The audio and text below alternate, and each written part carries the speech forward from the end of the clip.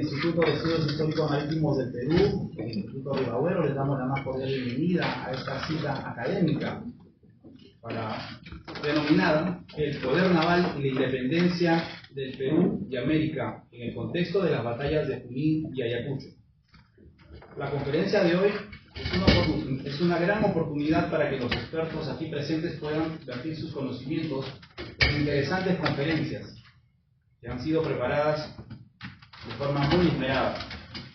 Permítanme, nuestros expertos invitados son los siguientes: el señor capitán de navío John Rodríguez Asti, miembro del número del Instituto de Estudios Históricos Marítimos del Perú; el doctor Mauricio Novoa, miembro del número del Instituto de Estudios Marítimos del Perú también; el señor capitán de corbeta Michel Laguerre, también miembro del número del Instituto de Estudios Históricos Marítimos del Perú y miembro asociado del Instituto Ribagüero; el doctor Patricio Alvarado, miembro asociado del Instituto Ribagüero; y la doctora Cecilia Bácula, miembro de la Academia Nacional de la Historia, para los cuales pido un fuerte aplauso.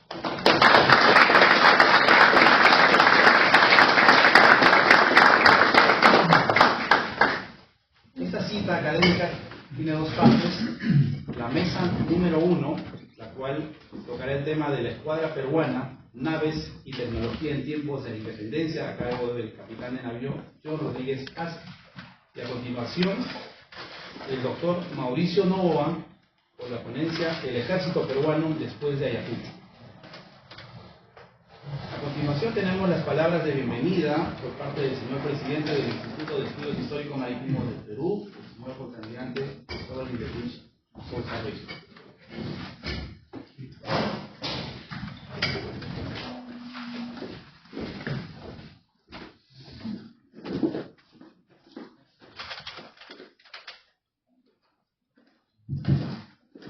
Muy buenas tardes.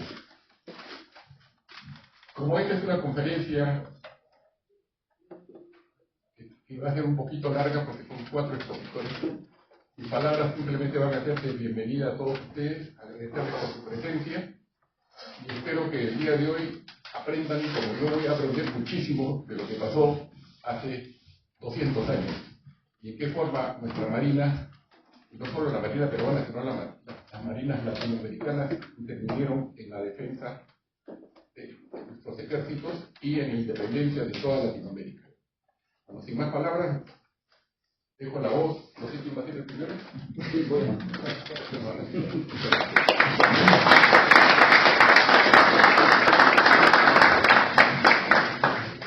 Permítanme presentarles al señor capitán de navío John Rodríguez Asti.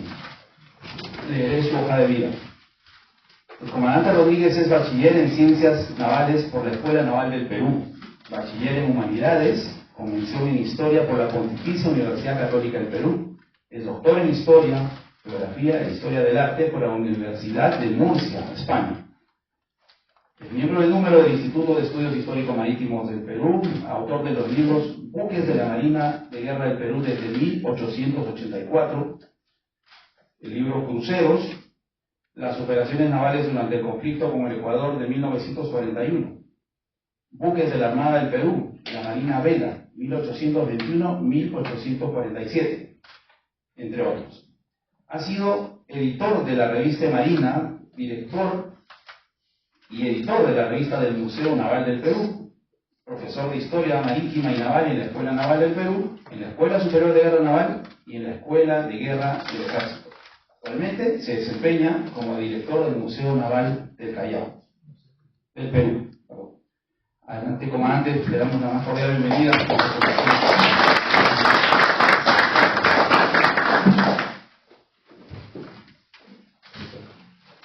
Ante todo, muchas gracias por la invitación. Agradezco a los organizadores de esto, de manera especial a la Almirante Guerra también, que sé que está detrás de todos los que están participando actualmente. Bueno, yo le voy a hablar de algunos aspectos navales sobre nuestra armada. Si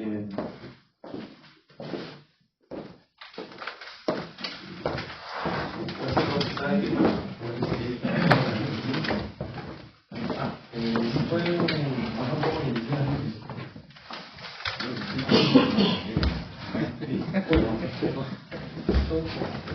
Este es el sumario de la exposición.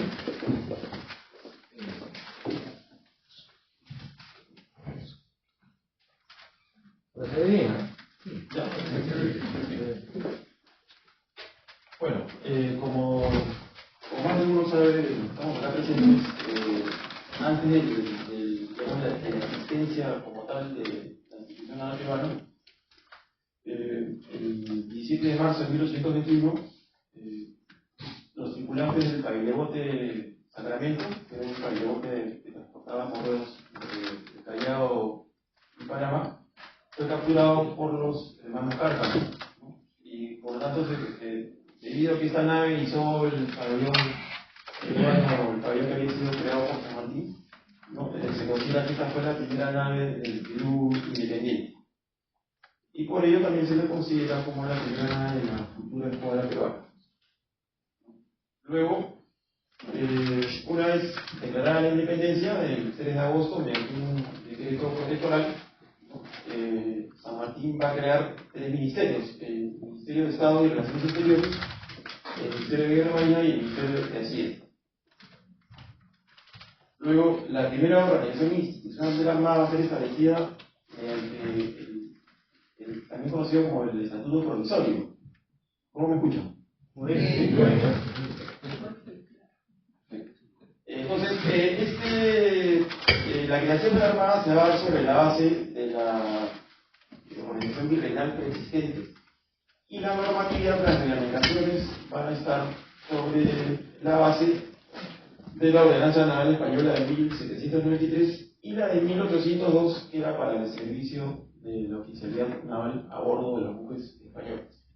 Y para los extranjeros se determina que, digamos, ellos iban a regir, sobre todo en aspectos disciplinarios, por los artículos de guerra en la Marina inglesa. En cuanto a la estructura organizacional de la Armada, ¿no? Esto va a establecer conforme Indio P. Primero, el Ministerio de Guerra y Marina, que era la parte administrativa del Estado peruano; la Comandancia General de la Marina, que veía todos los aspectos administrativos propios de la institución; y la Comandancia General de la Escuadra, que estaba a cargo de todas las fuerzas navales y también del establecimiento naval terrestre. Tenía a su cargo el Batallón de Marina, la Comandancia de Arsenales, la Capitanía de Puerto Callao, que era la autoridad marítima, la Comisaría General de Marina, que veía todos los aspectos administrativos y económicos, y la Escuela Central de Marina, que era la que se encargaba de la formación de los oficiales. ¿Quiénes van a ser en ese periodo los que se van a desempeñar como ministros de Guerra y Marina? El primer ministro de Guerra y Marina fue el argentino Bernardo Monteagudo, que desempeñó el cargo entre agosto de 1821 a diciembre del mismo año. Luego el general Tomás Guido Aoiz, entre enero de 1822 y enero de 1823, también de nacionalidad argentina, estuvo apoyando a San Martín mientras estuvo como protector, a Torretable y al presidente de la Armada. Posteriormente tenemos al general Ramón Herrera, entre febrero de 1823 y junio del mismo año, que era chileno de nacimiento, con Río Abuelo como presidente. Luego el general de brigada Juan de Benito y Palomares, entre julio de 1823 y octubre de 1824, era peruano. Bueno, lamentablemente no hemos conseguido ninguna imagen de este personaje. Y finalmente, el coronel Tomás de Geles, entre octubre de 1824 y junio de 1825, acompañando a Bolívar. Como comandantes generales de Marina, ¿no? Tuvimos al capitán de avión Jorge Ise, inglés de nacimiento, que llegó con San Martín en la expedición libertadora. A él le encargó San Martín la conformación de la Marina o de la Armada Peruana, como se denominó en primer momento, y les envió el cargo entre septiembre y noviembre de 1821. Estuvo poco tiempo porque hubo una desavenencia con San Martín debido a que el libertador nombró al almirante Blanco Pelada para que se haga cargo no de la escuadra, sino de las fuerzas navales que fueron a establecer el primer bloqueo a los puertos del sur, a los denominados puertos intermedios, ¿no? Pese a ello, Ise no se retiró del país. Posteriormente va a ser designado para asumir la Comandante de la Marina en 1823. A él lo relevó el mariscal Luis de la Cruz, chileno de nacimiento, pero es curioso porque a de la Cruz él va a asumir el cargo no como comandante general de Marina, sino como director de Marina. Hay esta particularidad. Y así, como tal, firma toda la documentación. Y luego él lo va a relevar el capitán de navío José Pascual Libero, español de nacimiento, pero que finalizando el siglo XVIII había sido enviado acá al Perú, ¿no? y permaneció, digamos, en todo este periodo, y él va a ser, digamos, el oficial general que va a desempeñar la mayor cantidad de tiempo a lo largo de nuestra historia como comandante general, desde octubre de 1823 hasta 1833. En cuanto a las naves, ¿no? En esta época estamos en un periodo de lo que se denominan los rellenos de combate. Todas las naves de guerra, las naves mercantes estaban propulsadas a vela, recién hacían su aparición la propulsión a vapor, ¿no? Pero, digamos, en este momento las principales armadas del mundo tenían, digamos, naves propulsadas a vela dentro de sus escuadras, ¿no? Y existía una clasificación que había sido adoptada por todas las potencias navales, ¿no? En la cual los buques de línea, vale decir, los que participaban en los combates navales eran los navíos, ¿no? Entonces, estos navíos se organizaban más que todo por la cantidad de cañones que llevaban y también la cantidad de cubiertas, más no por los mástiles. Hay esa creencia errónea de que los grados digamos, se hace la diferencia entre los grados de capitán de navío y fragata y corbeta de acuerdo a los mástiles, que lo tenemos así, ¿no? Esta clasificación está más que todo sobre la cantidad de cañones y cubiertas. Entonces, los navíos de línea estaban clasificados en tres categorías: primera, segunda y tercera clase. Para el momento de la independencia, la única armada que en ese momento tenía la posibilidad de disponer de navíos en el Pacífico Sudamericano era España. Ya había enviado, en la década anterior, había enviado el navío Asia, ¿no? Ya en el año 1824 hizo su aparición por tercera vez en costas americanas para reforzar, digamos, la presencia realista, como vamos a ver más adelante, ¿no? Lo cierto es de que el núcleo de las principales armadas sudamericanas, las distintas armadas sudamericanas, tenían obviamente buques del tipo de fragata, corbetas o también avisos y bergantines. En cuanto a la artillería que empleaban estos buques, era artillería de avancarga, vale decir, los cañones eran cargados por la boca y disparaban proyectiles esféricos, ¿no? La artillería, normalmente la artillería de mayor calibre en ese momento era la de 36 libras, pero esta artillería de 36 libras normalmente era la que ocupaba a los navíos de combate. Buques del tipo fragata o de menor tamaño, la artillería de mayor calibre era la de 24, como el caso de las fragatas que va a poseer el Perú ya a partir de 1822, ¿no?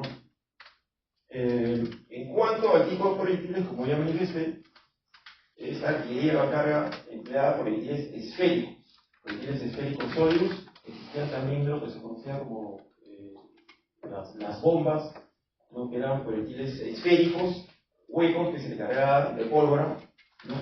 Pero que tenían que ser encendidos antes de ser disparados, para que a la hora que impacten, exploten y causen más daño. No confundir con los proyectiles explosivos que han sido inventados años más tarde, ¿no? Entonces había una diversidad de proyectiles, los esféricos, pero también habían otros, ¿no? Que eran las determinadas palanquetas que estaban diseñados para poder destruir los mástiles, vale decir, la arboladura de los buques adversarios, ¿no? Entonces sólidos y las denominadas palanquetas.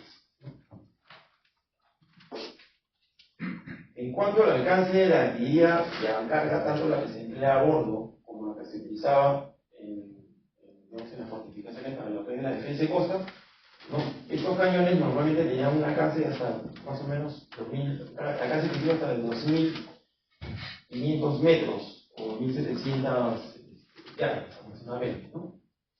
Entonces, por ejemplo, tenemos el castillo de Real Felipe, estaba dotado de cañones de 24 libras, ¿no? Y tenían un alcance de más o menos esta distancia. Por lo tanto, cuando los buques venían a efectuar un bloqueo o venían a atacar las posiciones terrestres en el Callao, tenían que mantenerse relativamente alejados del alcance de esta artillería, ¿no? O sea, lo que tenían que hacer para poder lograr algún tipo de destrucción en tierra era aprovechar la noche de preferencia para efectuar los ataques.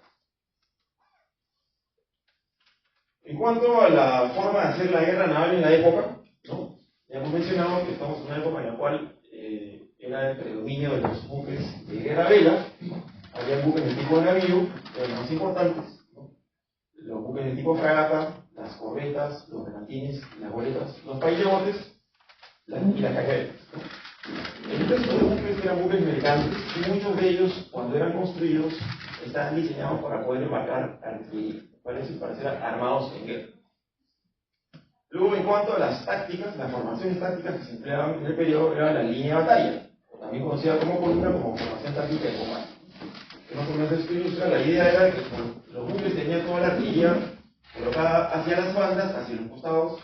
La mejor forma de emplear todo su poderío era enfrentarse al enemigo, ¿no?, formados en columnas paralelas, pero también se van a inventar posiblemente otro tipo de maniobras tácticas, ¿no?, como por ejemplo el cruce de la línea contraria, que es la que va a emplear Nelson en Trafalgar, ¿no? Bien. Entonces, como hemos mencionado, pues esas artillerías se colocaban en lo que se conocía como batería, con baterías hacia los costados. Luego el combate se efectuaba a distancias cercanas, normalmente entre 500 y 3000 metros, era el alcance máximo de la artillería de un buque. Y en caso de ser necesario, una vez dominado el buque adversario, ¿no?, podía procederse al abordaje, ¿no? Si este buque era factible capturarlo y luego, digamos, repararlo y unirlo a las fuerzas propias. Ahora, en cuanto al establecimiento naval terrestre, ¿no?, como habíamos mencionado, ¿no?, cuando se crea la Marina del Perú, nosotros vamos a ser herederos de todo el establecimiento naval español que se había constituido acá en el Perú, cuya sede principal se encontraba en el Callao, ¿no? Entonces, aquí, esta situación de la Real Armada, antes conocida como Armada de la Mar del Sur, se encontraba en la Arsenal Naval, lugar donde actualmente funciona el Museo Naval, la Barraca del Rey, diversos almacenes y también la Capitanía del Puerto, que había sido creada en noviembre de 1791. La Capitanía del Puerto era la autoridad marítima, que regulaba, digamos, todo el tráfico marítimo, y también era el que se encargaba de todo lo que eran los permisos, etcétera, para las naves que ingresaban o zapaban, ¿no? Lo cierto es que el Callao, luego de producir la independencia, recién se va a rendir el 21 de septiembre de 1821 y ahí va a pasar bajo control de la Armada peruana, ¿no? Antes de ello, todo el movimiento, digamos, que se había efectuado de toda la guitarra se había hecho a través del Chorrillo, que se había improvisado un puerto provisional, ¿no? Bueno, habíamos comentado que la Capitanía del Puerto del Callao era la que ejercía el rol de la autoridad marítima, ¿no? El primer capitán del puerto fue el teniente coronel Francisco Lescano. La capitanía quedaba en el Plan Felipe, este es un plano de 1797 de Callao. Aquí queda la capitanía del puerto. Esto es parte de lo que actualmente es la zona de Boyega, ¿no? Luego, la comandancia de arsenales tenía en su cargo todo este sector que está acostumbrado, ¿no? Contaba con almacenes generales, almacenes para material de uso diverso a bordo, un depósito general y habitaría para oficiales y personal que se encontraban de guardia o trabajaban en estas instalaciones, ¿no? A cargo de la comanda arsenal está el capitán Plaza Manuel López, ¿no? Este local que está acá es lo que actualmente funciona.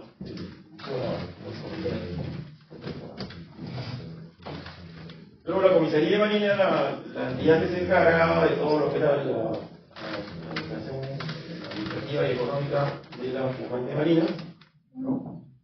Y la escuela náutica, que se había sido establecido sobre la base de la Academia Náutica en Lima, estaba a cargo del teniente primero Eduardo Carrasco. Por ejemplo, la primera escuadra del Perú, ¿no? En el periodo comprendido entre 1821 y 1826, nuestra Armada va a operar 9 naves, de las cuales únicamente 3 habían sido construidas como buques de guerra. El resto de naves habían sido buques mercantes que habían sido armados en guerra, ¿no? Entonces, el rojo fue sombreado estas naves que habían sido construidas como tal, naves de guerra, ¿no? La corbeta limeña, que era una corbeta originalmente construida para la Marina Británica, pero luego de las guerras napoleónicas fue retirada de servicio y utilizada como una embarcación mercante, pero que finalmente el gobierno peruano adquiere y nuevamente la adquiere. Y después tenemos a la fragata Guayas y la Protector, que habían sido originalmente las fragatas españolas Venganza y Prueba, que habían sido rendidas al gobierno peruano en Guayaquil en el año 1822. El resto de naves eran, como dije, eran naves que habían sido adquiridas o capturadas, ¿no? Que eran naves de procedencia americana. Bueno, ya hemos comentado algo sobre el Fallejos de Castillo, que era el antiguo Sacramento, capturado por los hermanos Cárcamo en 1821, ¿no? Este buque tiene un servicio activo hasta el año 1823, ¿no? Aparentemente, cuando integraba las fuerzas navales que estaban, digamos, efectuando el bloqueo en los puertos del sur, salió a navegar y no se supo más de esta embarcación, ¿no? Parece que se perdió o se hundió, no se conoce, ¿no? Entonces, estas son las tres naves, ¿no? Que tienen origen militar, ¿no? La fragata Protector, 40 cañones, la mayor parte de 24 libras, era el armamento más poderoso a bordo de las naves en ese entonces, naves de tipo fragata, la fragata Guayas, que tiene armamento de 24 cañones, y la corbeta limeña de 22 cañones, ¿no? Cabe señalar de que cuando el gobierno peruano toma posesión de la fragata Guayas y la Venganza, ambas vienen al Callao, pero la fragata Guayas va a permanecer, digamos, apontonada porque no había la suficiente cantidad de personal para poder, digamos, dotarla, ¿no? Y esta situación la va a encontrar posteriormente, digamos, cuando los españoles capturan el Callao nuevamente, ¿no? Y vamos a ver cómo que dice, se ve obligado por órdenes expresas de Bolívar de capturarla, es posible remolcarla y si no se podía incendiar. De la fragata Protector, es un modelo que usa el uso naval, ¿no? Digamos que dentro del periodo este va a ser el buque de guerra más importante con el que va a contar la Armada Peruana. Este buque va a ser el buque insignia posteriormente, ¿no? De las fuerzas navales que van a operar durante la campaña naval, ¿no? en la guerra contra la Gran Colombia, y a bordo de esta nave que va a fallecer el almirante Guise cuando se estaba efectuando la toma de Guayaquil en el año 1828, murió a bordo de su cubierta. Entonces, bueno, esta es unas imágenes que muestran el perfil de los principales buques del periodo, ¿no? Como vemos, a simple vista no había una mayor diferencia entre buques mercantes y buques de guerra, ¿no? La mayor parte, como ya había comentado al principio, ¿no? En este periodo muchos de los buques mercantes se construyen para ser dotados de artillería en caso de que puedan ser confiscados por el gobierno y utilizados para transportar personal, ¿no? Y tener, digamos, las armas necesarias para poder defenderse. En cuanto a la oficialidad y personal de la Armada, ¿no?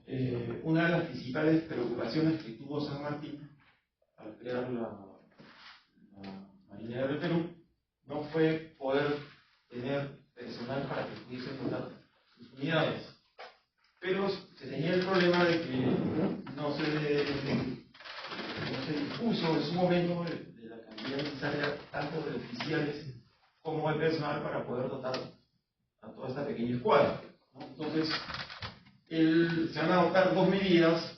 Una, la primera estuvo orientada a invitar a algunos de los oficiales que habían participado en la expedición libertadora, la mayor parte de los extranjeros, para que se integrasen a la nueva Armada peruana, y en segundo lugar, ¿no? Incorporar en la medida de lo posible, esto era, digamos, a un mediano y largo plazo, a toda la oficialidad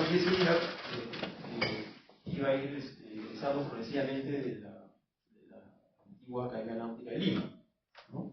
Entonces, este primer grupo de oficiales no se va a disponer de 23 de ellos que van a aceptar esta invitación para incorporarse a la flamante Armada peruana, ¿no? Acá presento una relación de los comandantes de las unidades navales más importantes de la escuadra de aquel entonces, ¿no? De todos ellos, ¿no? Solo uno era de la nacionalidad peruana, el primero Juan Vilaloy, y el resto eran marinos extranjeros, ¿no? Bueno, la mayoría de ingleses, tenemos acá un oficial nacido en Chile que prestó a lo largo de su servicio en nuestra armada. En cuanto a los efectivos, en este periodo hemos hecho una estimación de que había un total de 36 oficiales y de ellos, oficiales más personal que servía a bordo, era un total de 236 hombres. Entonces, digamos que no era una armada tan pequeña, tan reducida. Entonces, era necesario ver cómo poder, digamos, crear una escuela o, en todo caso, digamos, buscar la formación constante y permanente de esa gente para que precisamente se puedan llevando a bordo de estos buques. Ahora, en cuanto a las operaciones navales, ¿cuál fue el concepto estratégico de las operaciones que llevó a cabo en este periodo? El objetivo era obtener el control del mar, negar el uso del mar a las fuerzas navales españolas, y para ello se van a utilizar diversos tipos de operaciones. Por ejemplo, el bloqueo de los puertos del sur, los puertos intermedios, la destrucción de las fuerzas navales españolas, de ser posible una batalla decisiva en caso de que los españoles mandasen refuerzos. Esto es lo que se intentó hacer cuando se dieron al río Asia y al bergantín Aquiles, y también la prevención del poder naval sobre tierra, a través de bombardeos o también desembarcando tropas para que inicien campañas terrestres, como se hizo a través de las 12 expediciones a puertos intermedios.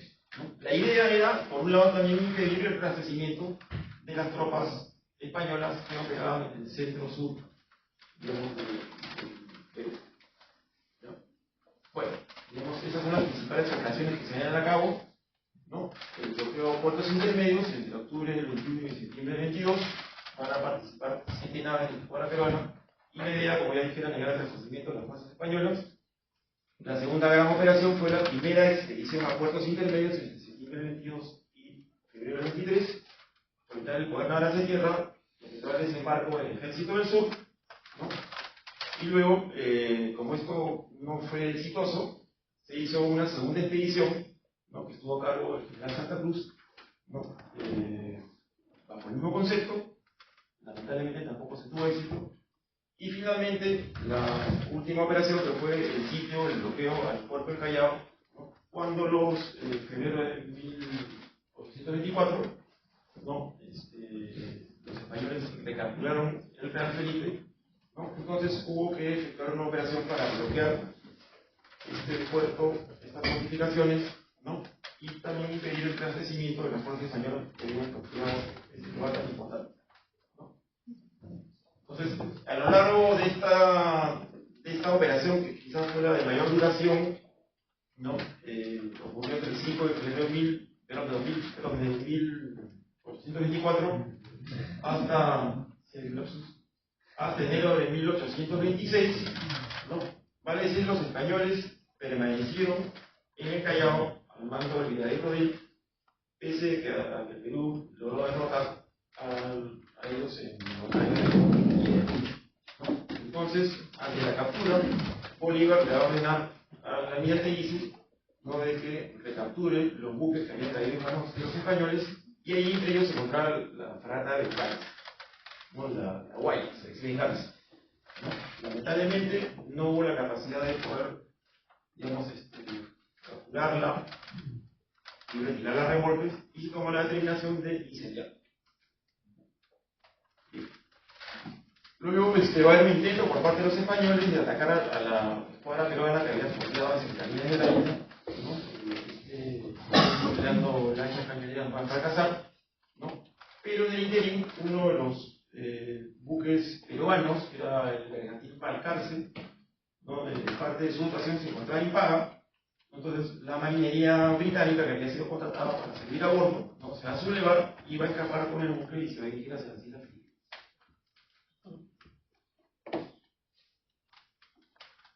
Y después, el último evento de importancia es la llegada de refuerzos españoles para auxiliar el sitio, la resistencia de los españoles en el Callao. Va a llegar el navío Asia, acompañado del bergantín Aquiles.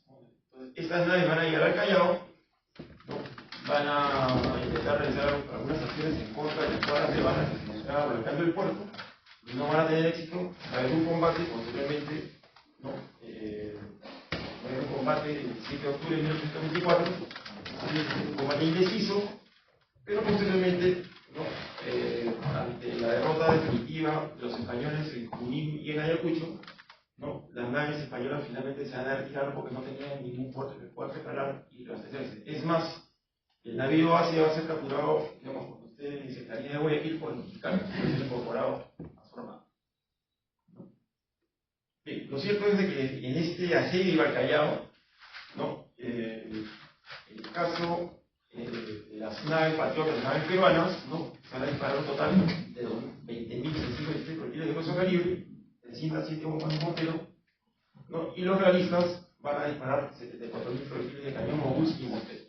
Vale decir, van a agotar todo el arsenal disponible que tenían en el Perú. Pero finalmente Rodríguez se va a ver obligado, ¿no?, a rendirse en el año 1826 porque no tenía como, digamos, aprovisionarse ni siquiera ni. Conclusiones, ¿no? La expedición libertadora a su llegada al Perú, ¿no?, va a tener éxito porque para los españoles, ellos habían perdido, digamos, su poder naval en Sudamérica desde el año 2017, ¿no? Estaba una situación sumamente débil, ¿no? Pero 1800. Luego, cuando se conforma la Armada Peruana, lo va a hacer sobre la base de la Organización Naval Española, ¿no?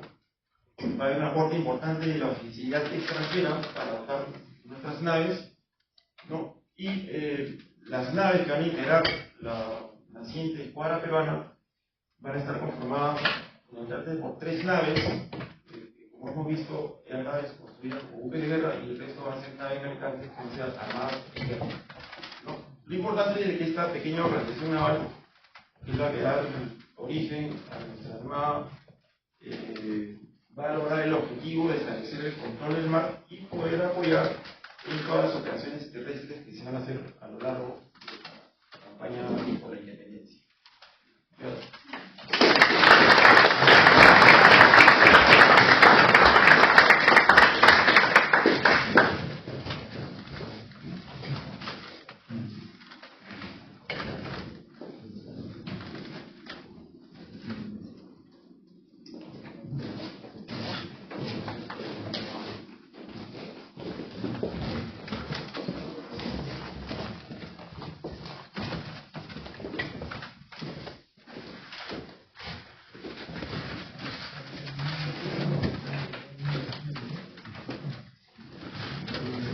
Muchas gracias por su exposición, comandante.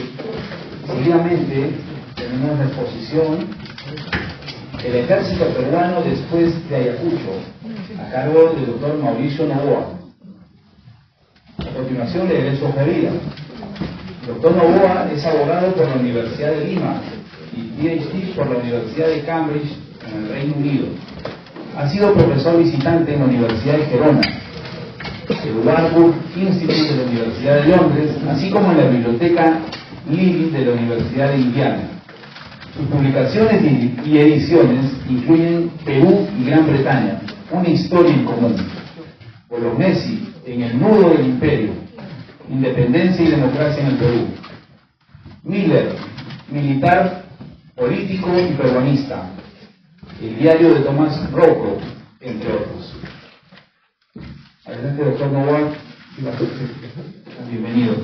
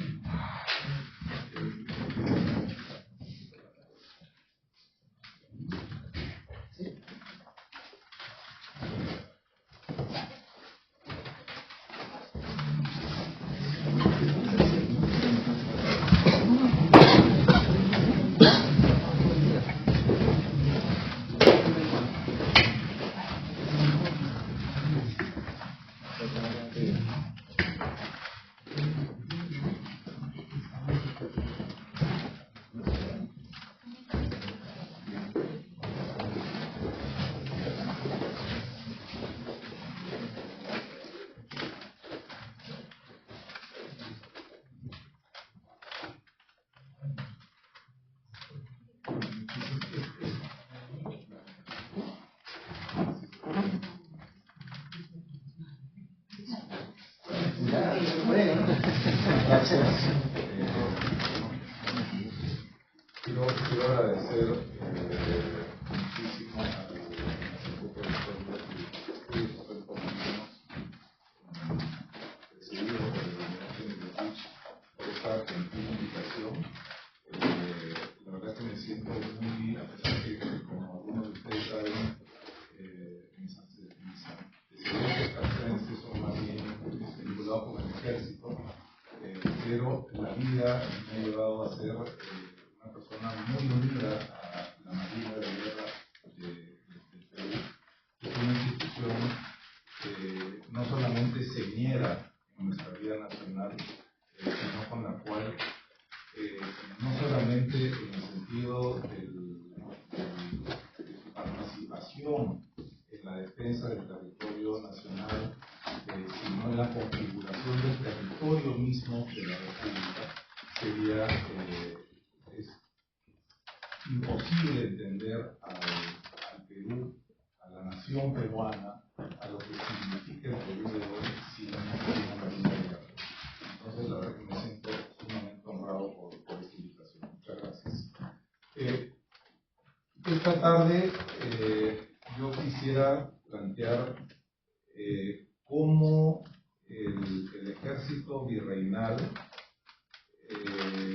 termina siendo en su estructura, su configuración y su estructura, termina siendo fundamental para entender la dinámica política del Perú de la primera mitad del siglo XIX. Es decir, lo que se conoce coloquialmente como el periodo de los caudillos, que es estas eternas guerras civiles y cambios de gobiernos en el Perú, no se puede comprender sin la formación del ejército del Perú en la época de los Borbones. Y en ese sentido, yo me aventuraría a decir que por lo menos en términos castrenses, el periodo de la postindependencia es un periodo neo-borbónico. Yo creo que es muy importante aquí, que veo además que algunos cadetes de la escuela naval, que es muy importante entender una cosa que a veces es muy sencilla, pero no se enfatiza lo suficiente, que es que las ideas del siglo XVIII y del siglo XIX, los conceptos del siglo XVIII y del siglo XIX, no son los conceptos que tenemos hoy. Lo que nosotros entendemos como ejército no tiene nada que ver con el ejército del siglo XIX. Lo que nosotros entendemos como política no tiene nada que ver con lo que se entendió en el siglo XIX y en el siglo XVIII como política. Y en ese sentido, por ejemplo, términos como español o peruano en el siglo XIX, antes de la independencia, eran inexistentes. Nosotros hemos hecho que el ejército que combatió en Ayacucho sea un ejército peruano versus un ejército español. Pero para las personas de ese momento esa distinción no existía. Ser peruano, el habitante limeño de junio de 1821, que apoyó o al bando realista o al bando patriota, era tan peruano como el que apoyó al bando contrario. Y no es que mágicamente, digamos, en 1821, el 28 de julio, nos convertimos en peruanos. Entonces, eso es sumamente importante entender y creo que nos va a ayudar, espero, para explicar las dinámicas del ejército peruano en la política del siglo XIX y las razones que ayudan a configurar este tipo de política. El ejército realista del virreinato del Perú fue un ejército, en primer lugar, muy pequeño. Una de las cosas interesantes de la administración virreinal peruana y mexicana, si la comparas con las administraciones digamos, coloniales francesas o norteamericanas, es que es una administración que tuvo en realidad un ejército pequeñísimo para el tamaño del territorio. De hecho, al menos en América, digamos, española, hay muy pocas ciudades, acaso alguna, que se llame Fuerte Algo. En cambio, en Estados Unidos está llena de ciudades que se llaman Fuerte Algo, ¿no es cierto? La participación, en realidad, durante mucho tiempo, hasta la mitad del siglo XVIII, la única unidad militar del Perú con alguna continuidad y con alguna permanencia era la Guardia del Virrey. El resto de unidades eran unidades, como vamos a ver más adelante, que se forman básicamente por iniciativa privada, lo cual es un concepto que hoy es imposible de entender. En un militar del siglo XX fue todo menos alguien que aceptó la injerencia privada, es decir, no estatal, en su institución. Mientras en el siglo XVIII, incluso hasta en el siglo XIX, era perfectamente normal. Las personas, digamos, hacendados importantes, armaban regimientos y comandaban regimientos que se financiaban de manera privada. Esta era la bandera de los ejércitos realistas. Evidentemente hay un eco evidente a la primera bandera que tiene el Perú. Esta es la bandera que tiene la cruz de Borgoña. San Martín, nos han enseñado en el colegio que esto fue producto de un sueño de San Martín en el esto, pero lo que quería San Martín probablemente, pero tampoco está documentado, es que hubiese una continuidad incluso en términos de los símbolos del Perú. Y era una bandera que además, cuyo origen no era español. Otra vez para ilustrar la relatividad de los conceptos. La bandera tiene origen en Borgoña y es la cruz de Borgoña porque Carlos V tenía antepasados borgoñeses, trae este símbolo en la casa real de Borgoña, era una casa tremendamente importante y muy prestigiosa en la Edad Media. Entonces trae este símbolo para ser usada en el ejército de tierra de España y esta es la bandera que flamea, no la bandera roja y gualda que identificamos hoy día como España en Ayacucho. Acá tenemos, este es un estandarte real de uno de los regimientos peruanos. ¿Cómo estaba estructurado el ejército real en la época del virreinato? Acá hay un cambio, digamos, entre lo que ocurre en la segunda mitad del siglo XVIII y la primera mitad del siglo XVIII. Hasta la primera mitad del siglo XVIII el ejército es muy pequeño. Como les digo, la única unidad con alguna continuidad es la Guardia del Virrey, y el resto de unidades militares eran unidades, digamos, que se tenían en las ciudades principales, pero cuyo financiamiento y su organización era privada, tanto en Perú como en España, como en todo el mundo. Quienes han estado en Inglaterra, por ejemplo, han escuchado que hay muchas unidades que se llaman, por ejemplo, Duke of Wellington's Own. Eso quiere decir que el Duque de Wellington era el que financiaba esa unidad militar. Incluso el mismo nombre, ¿no? Propiedad de. Entonces, las familias importantes, con recursos, organizaban unidades militares, hacían entrenamientos, las armaban, las uniformaban y normalmente antes de hacer eso pedían evidentemente un permiso de la corona para organizar estas unidades militares. La corona les daba el permiso y ellos se adherían a algún tipo de reglamentación, ya sea a la reglamentación general, que eran las ordenanzas de Carlos III, y muchas veces cuando eran unidades muy importantes, ellos mismos debían tener sus propios, o sea, tener el privilegio de tener sus propios reglamentos. Otra vez, algo que hoy día es el único ejército del antiguo régimen que existe hasta el día de hoy en el mundo, que es el ejército británico. Esto se ve reflejado, por ejemplo, en los privilegios que tienen las unidades para escuchar el himno nacional. Hoy día todos los ejércitos y las marinas y las fuerzas aéreas del mundo escuchan sus himnos militares de pie. Pero en el ejército británico hay algunas unidades que tienen el privilegio de escuchar el himno nacional sentados. sentados callados algunas, otras sentadas hablando, algo que hoy día, en el ejército de hoy, sería una falta de respeto. Y algunas incluso, como los Royal Scots Greys, que es el regimiento más importante de caballería en Escocia, tienen el privilegio para escuchar otros himnos nacionales. No escuchan la marcha real, sino escuchan, en este caso, por ejemplo, el himno imperial de Rusia, porque su coronel honorario fue en un momento el zar Nicolás II. Entonces ellos pidieron que cuando hubiese ceremonias del regimiento, no escuchar la marcha real, sino escuchar el himno imperial ruso. Hay un documental que es muy interesante que se llama In the Highest Tradition, donde están estas anécdotas, y hay una anécdota muy simpática, en donde están en la desocupación de Alemania, las tropas aliadas salen de Alemania, había un regimiento que tenía uno de estos privilegios especiales, y un oficial americano nota que el oficial británico está desesperado buscando una silla para poder sentarse en el momento que tocaban su himno. Eso es algo que él no comprendía. Entonces,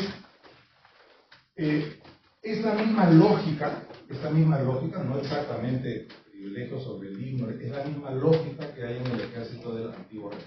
Pues acá tenemos un ejemplo concreto de esto. Este señor se llama Fernando Carrillo de Albornoz y Bravo de Lagunas.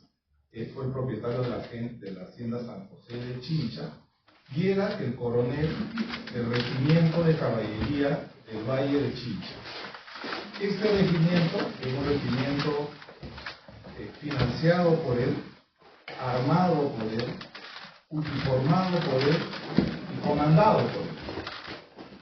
Tanto es así que cuando uno ve el historial de ese regimiento en el archivo de Indias, él era el coronel, su hijo mayor Fernando era el capitán y su hijo segundo era el teniente de esa unidad, y así funcionó la unidad hasta que fue disuelta en 1821, en donde ya el hijo de Fernando Carrillo de Albornoz es el que pasa a ser el coronel de ese regimiento. Y esto, cuando tú ves, como te digo, el historial de este regimiento, hay una serie de agradecimientos de la corona por tener esto, porque finalmente eran regimientos que le daban seguridad a las ciudades peruanas, y muchos de ellos también combatieron. Era, por ponerlo de una manera, digamos, prosaica, una especie de mezcla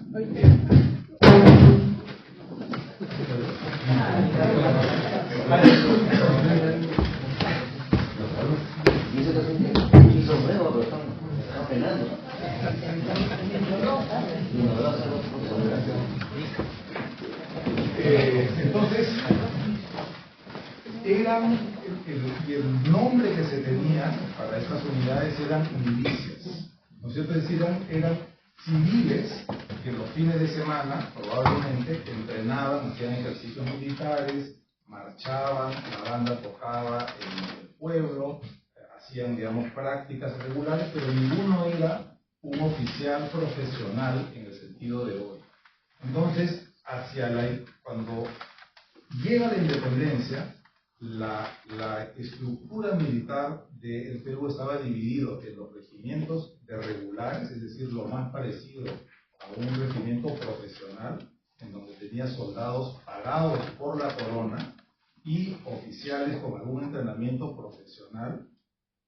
Los regimientos de milicias disciplinadas, es decir, regimientos de milicias financiados privadamente, pero que habían recibido un entrenamiento un poco más intenso, y las milicias no disciplinadas, o sea, las milicias que eran como este regimiento del Valle de Chincha de caballería de Fernando Carrillo de Albornoz.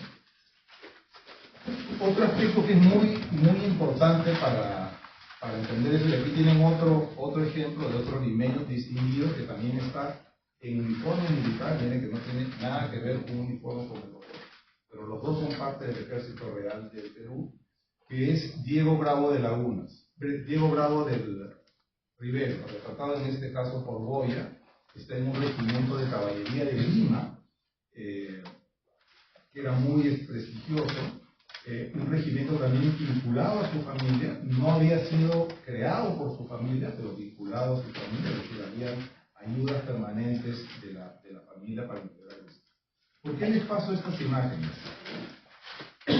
No es evidente, cuando uno ve la foto, que los dos personajes estaban uniformados, pero en el contexto del mundo hispánico de la segunda mitad del siglo XVIII, era muy importante y pasó a ser muy prestigioso por la influencia de los Borbones, formar parte del ejército.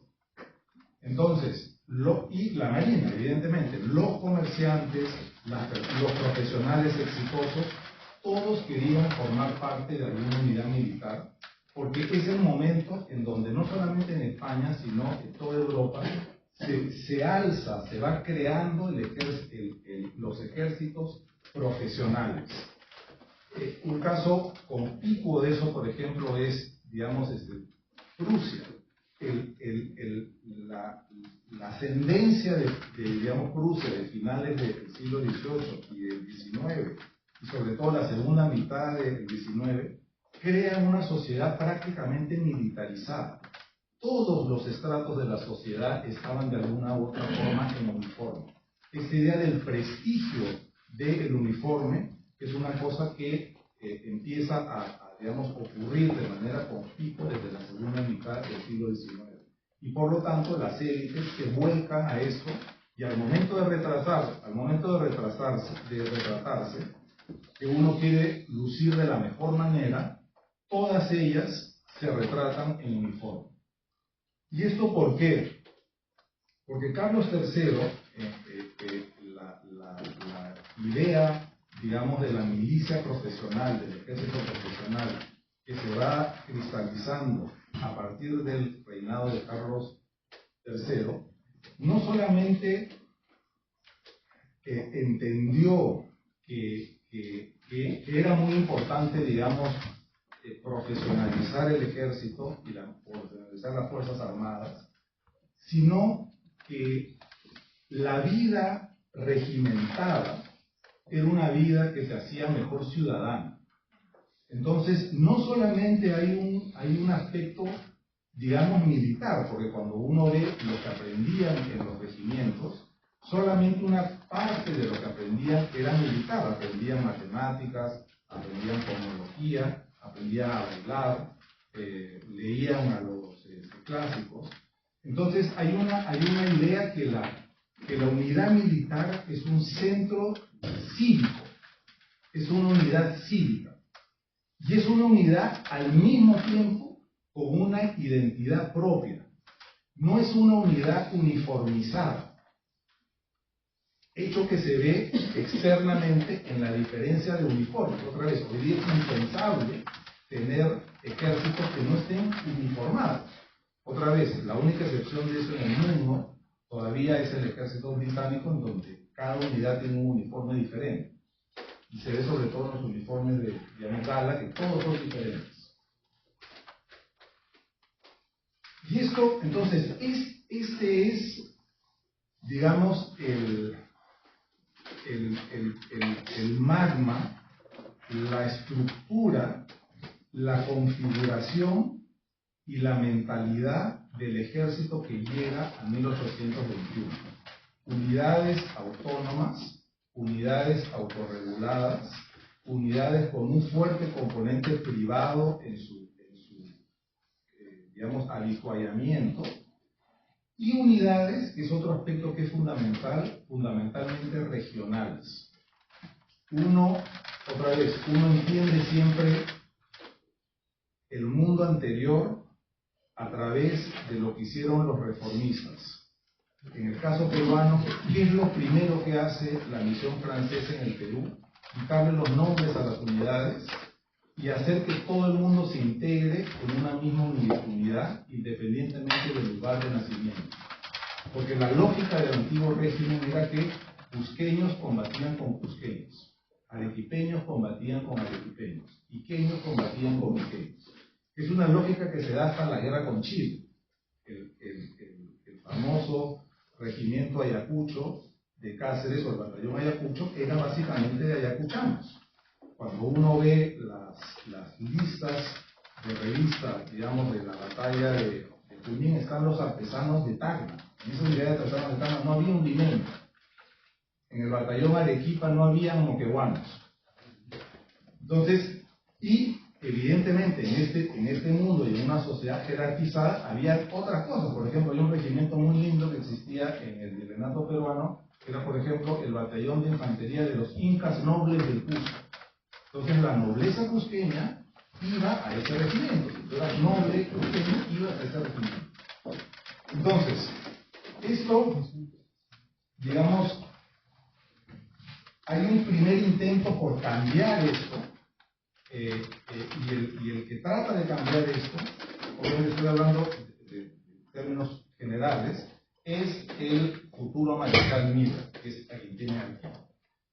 Entonces, en esta búsqueda que nosotros tenemos por encontrar una identidad propia, lo que hicimos fue más bien copiar un modelo británico. Entonces, Miller lo que hace, que es muy bonito además, es que usa las unidades, digamos, británicas novedosas y las traslada en su creación de la Legión Peruana de la Guardia.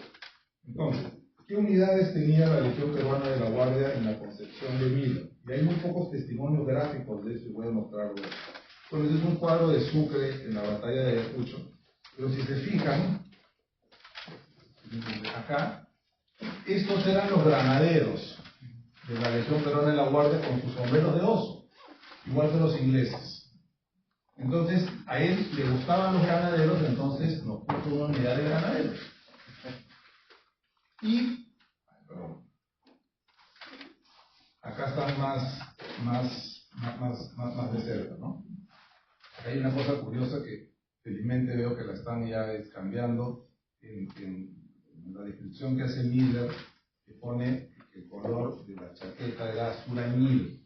Pero el azul añil otra vez, el siglo XVIII era un azul marino, que es el que ven ustedes. El azul añil de hoy es un azul como ese. Entonces, por eso que cuando se restituye estos días, me parece que en época de Morales Bermúdez le ponen el azul añil entendido como hoy, ¿no? Y aquí tienen el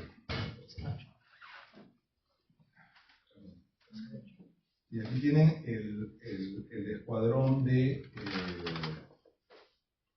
aquí tienen el escuadrón de, me parece que son los no son los fusileros, sino son los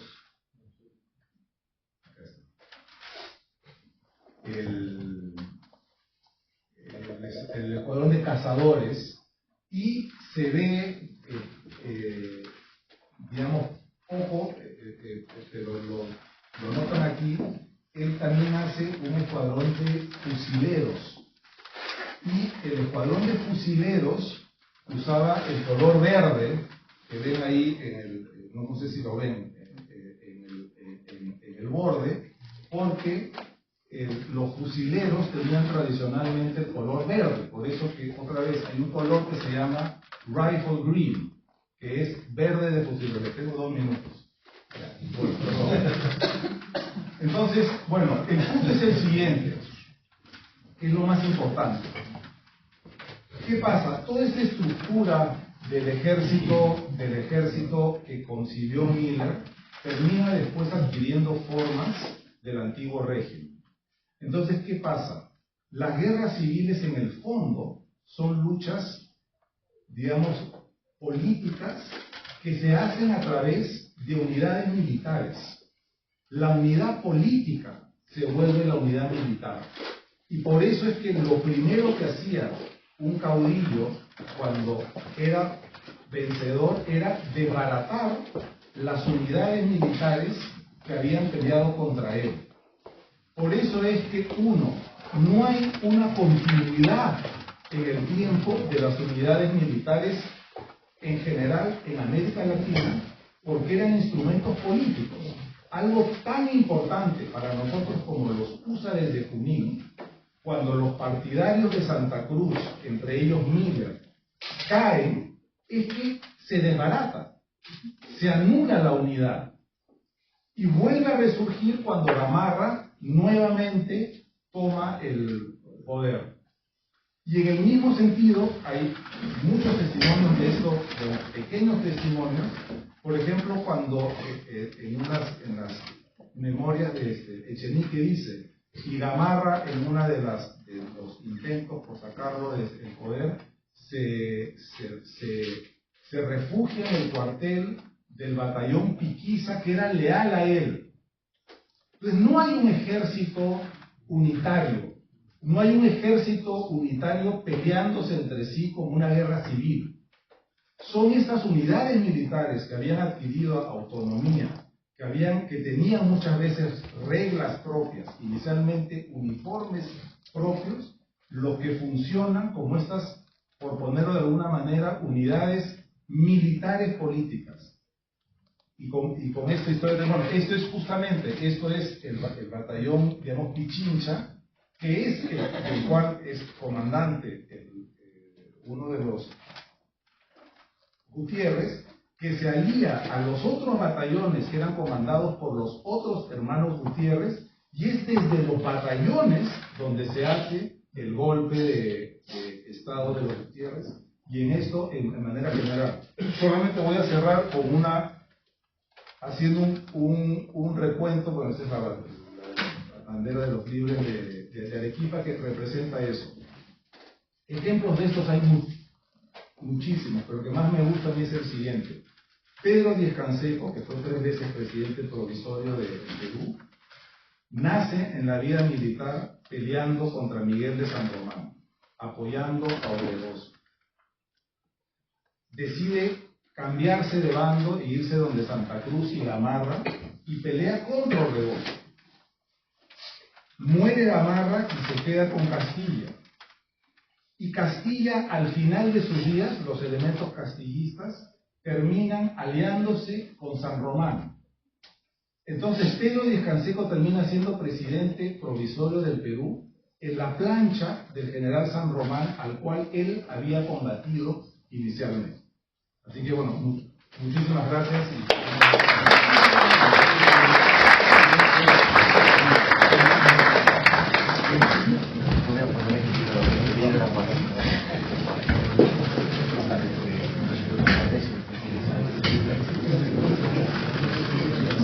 Muchísimas gracias, doctor Novoa, por su ponencia. Cada uno de los tiempos que podemos ampliarla. Con esta conferencia damos por culminada la mesa número 1. Los invitamos a compartir unas bebidas en la parte exterior de este recinto. Tenemos un receso de 15 minutos.